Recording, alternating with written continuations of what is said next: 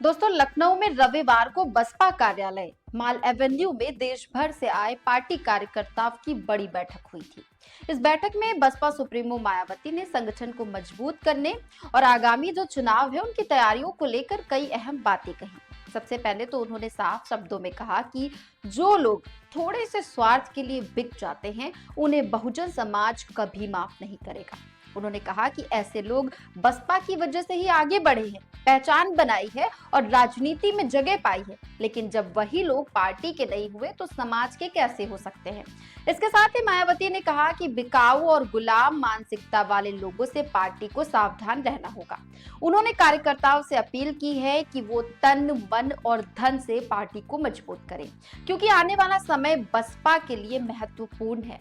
बैठक में 19 दिसंबर को दिए गए निर्देशों की राज्यवार प्रगति रिपोर्ट भी ली गई, यानी पार्टी अब जमीनी स्तर पर तैयारी का जायजा ले रही है। इससे साफ संकेत मिलता है कि बसपा आने वाले चुनावों को लेकर काफी सक्रिय हो चुकी है।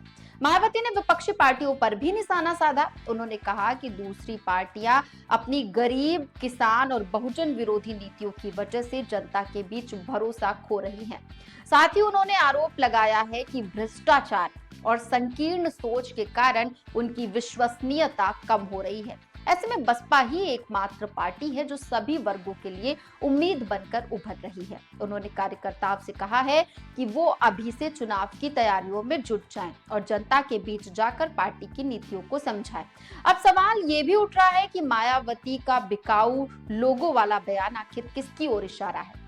राजनीतिक गलियारों में चर्चा है कि कहीं ये टिप्पणी पूर्व बसपा नेता नसीमुद्दीन सिद्दीकी की ओर तो नहीं थी, क्योंकि सिद्दीकी कभी मायावती के बेहद करीबी माने जाते थे, लेकिन बाद में पार्टी से अलग हो गए और बसपा पर गंभीर आरोप लगाए और सपा ज्वाइन कर ली। हालांकि मायावती ने अपने भाषण में किसी का भी नाम नहीं लिए, इसलिए ये कहना मुश्किल है कि उनका इशारा किसकी तरफ था, लेकिन इतना जरूर है कि उनके बयान ने राजनीतिक हलकों में नई चर्चा जरूर छेड़ दी है।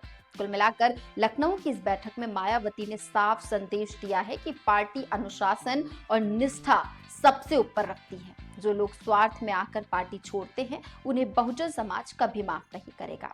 साथ ही उन्होंने ये भी संकेत दिया कि बसपा अब चुनावी मोड में आ चुकी है। क्या लगता है 27 के नतीजे बसपा के लिए कैसे साबित होंगे? कमेंट करके हमें बताइएगा जरूर।